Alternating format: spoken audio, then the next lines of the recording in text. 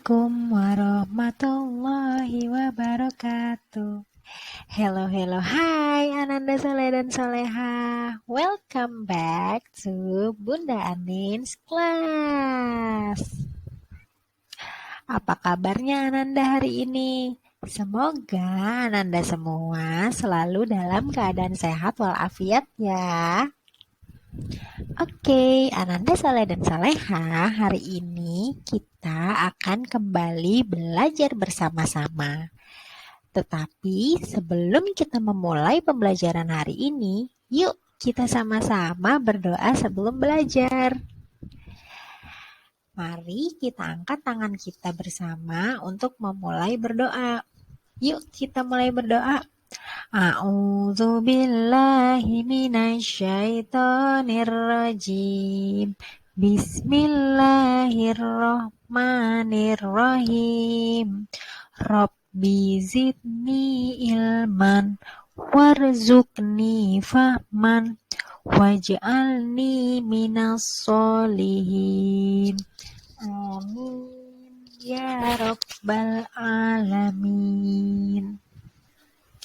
Nah, Ananda Soleh dan Soleha, hari ini kita akan belajar tentang sumber energi yang ada pada tema 2, subtema 1, pembelajaran 1. Yuk, kita mulai pembelajaran kita hari ini. Ananda Soleh dan Soleha, tahukah kamu semua makhluk hidup itu membutuhkan energi? Allah Subhanahu wa Ta'ala telah menciptakan sumber-sumber energi untuk kehidupan semua makhluk hidup yang ada di bumi. Sebelumnya, kamu tahu tidak apa sih itu energi? Nah, yuk kita cari tahu tentang apa itu energi. Energi merupakan kemampuan untuk melakukan suatu usaha atau kerja. Energi disebut juga sebagai tenaga. Jadi, semakin banyak kamu melakukan pekerjaan, maka akan semakin banyak pula energi yang kamu keluarkan. Oke, next. Nah, segala sesuatu yang menghasilkan energi disebut sebagai sumber energi.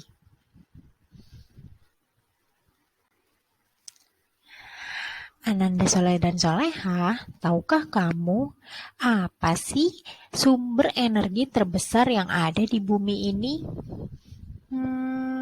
Ya, betul sekali. Sumber energi terbesar yang ada di bumi ini adalah matahari. Tanpa kita sadari, semua makhluk hidup yang ada di bumi ini membutuhkan energi matahari. Hampir semua kegiatan kita juga membutuhkan energi matahari. Nah, selain manusia, hewan juga membutuhkan energi matahari loh. Begitu juga dengan tumbuhan. Sekarang kita lihat yuk gambar yang ada pada laptop ini. Kira-kira ada gambar apa ya di situ? Coba kamu perhatikan baik-baik dulu ya gambar yang ada pada layar. Ya, pada gambar tersebut ada keluarga Pak Budi yang sedang berkegiatan di pagi hari.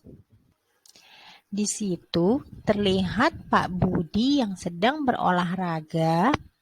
Kemudian ada juga Bu Rani yang sedang menjemur pakaian. Kemudian ada anak mereka yang bernama Bunga yang juga sedang berjemur. Selain itu, di sekitar rumah mereka juga terdapat banyak sekali tanaman. Nah, kira-kira kamu tahu tidak, apa sih hubungan antara kegiatan yang dilakukan oleh keluarga Pak Budi dengan matahari? Nah, jadi hubungan antara kegiatan yang sedang mereka lakukan dengan matahari yaitu, misalnya, Bu Rani yang sedang menjemur pakaian. Kegiatan yang Bu Rani lakukan itu membutuhkan matahari. Karena Bu Rani sedang menjemur pakaian, kemudian agar pakaian yang baru dicuci oleh Bu Rani itu cepat kering, maka harus dijemur dengan bantuan matahari. Kemudian ada juga adik bayi yang sedang berjemur di bawah sinar matahari. Nah, matahari pagi ini berguna untuk adik bayi sebagai salah satu pertumbuhannya.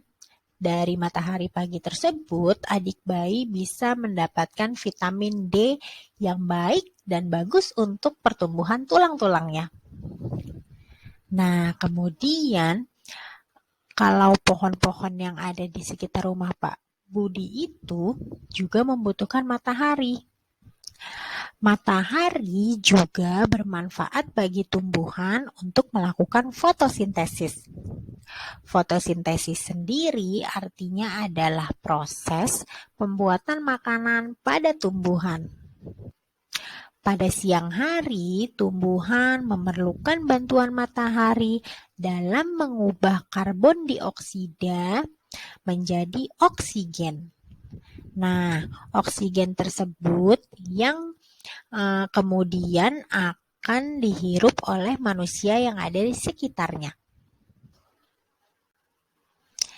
Nah, Ananda Soleh dan Soleha, matahari memiliki banyak sekali manfaat bagi kehidupan kita. Berikut ini beberapa manfaat energi matahari yang ada di bumi. Yang pertama, energi matahari dapat digunakan untuk mengeringkan pakaian. Manfaat energi matahari selanjutnya adalah dalam proses pembuatan garam. Para petani garam di pesisir pantai biasanya memanfaatkan energi matahari untuk membuat garam. Para petani akan menampung air laut pada tambak-tambak di tepi pantai. Nah, kemudian air laut yang menguap akan menjadi butiran garam. Lalu garam yang sudah kering kemudian akan diproses lebih lanjut sehingga menjadi garam dapur yang siap untuk digunakan. Proses selanjutnya yaitu matahari juga dimanfaatkan oleh tumbuhan untuk fotosintesis. Sebelumnya, Bunda Anin sudah sampaikan tadi bahwa fotosintesis adalah proses pembuatan makanan pada tumbuhan. Jadi, pada siang hari, tumbuhan tersebut memerlukan bantuan matahari dalam mengubah karbon dioksida atau uap-uap yang kotor dan diubah menjadi oksigen agar oksigen tersebut dapat dihirup oleh makhluk hidup. Selanjutnya, manfaat energi matahari yaitu energi matahari dapat diubah menjadi energi listrik dengan menggunakan panel surya. Kemudian manfaat yang lainnya yaitu manfaat energi matahari juga dapat digunakan oleh para nelayan untuk mengeringkan ikan-ikan sebelum mereka jual. Kemudian manfaat energi yang matahari yang lain yaitu matahari juga dapat menerangi seisi bumi. Dan yang terakhir, matahari juga bermanfaat untuk kesehatan tubuh manusia. Nah, Ananda Soleh dan Soleha, itu dia tadi manfaat energi matahari. Allah Subhanahu wa Ta'ala telah memberikan kita matahari sebagai salah satu sumber energi secara cuma-cuma.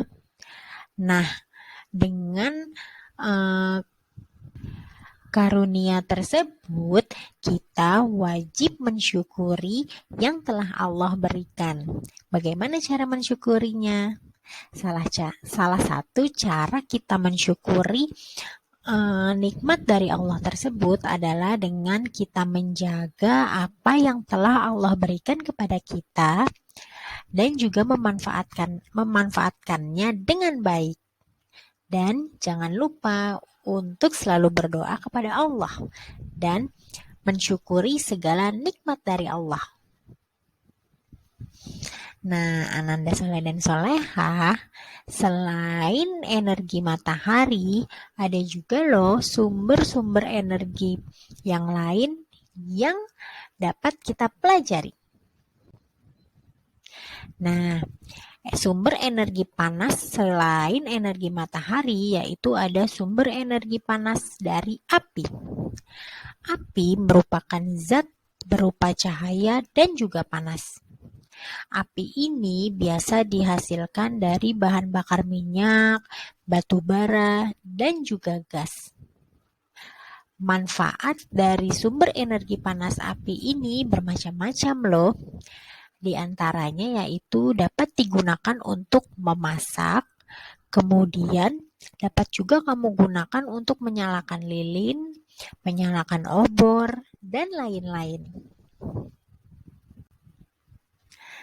Sumber energi panas yang lainnya yaitu ada sumber energi panas bumi.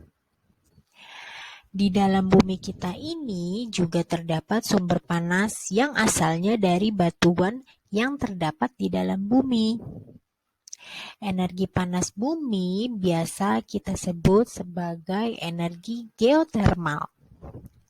Energi panas bumi ini bisa kita manfaatkan sebagai sumber energi alternatif yang dapat menghasilkan listrik. Seperti contohnya banyak sekali. Misalnya batu bara yang berasal dari dalam bumi. Bisa kamu olah, kemudian batu bara tersebut diubah menjadi energi listrik. Nah, panas bumi juga bisa dijadikan sumber pemanas di gedung-gedung tinggi atau gedung-gedung bertingkat. Selanjutnya yaitu sumber energi panas listrik. Energi listrik bisa dihasilkan dari energi panas dan bisa diubah kembali menjadi energi panas lagi. Di rumah ada banyak sekali energi panas yang bersumber dari energi listrik.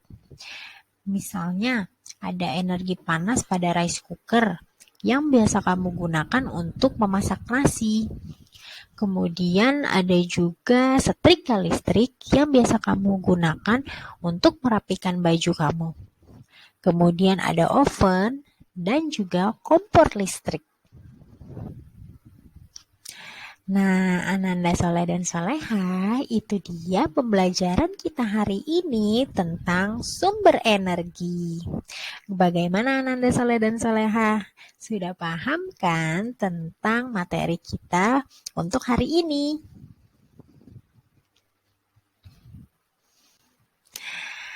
Sebelum kita mengakhiri pembelajaran kita hari ini, Bunda Andin akan selalu berpesan dan mengingatkan Ananda semua untuk selalu menjaga protokol kesehatan demi memutus mata rantai penyebaran COVID-19 dengan cara menjaga jarak, membatasi mobilitas, memakai masker, mencuci tangan, dan menjauhi kerumunan. Sekian pembelajaran kita untuk hari ini. Sampai jumpa di pembelajaran kita selanjutnya ya, Nanda Soleh dan Soleha. Terima kasih. Wassalamualaikum warahmatullahi wabarakatuh.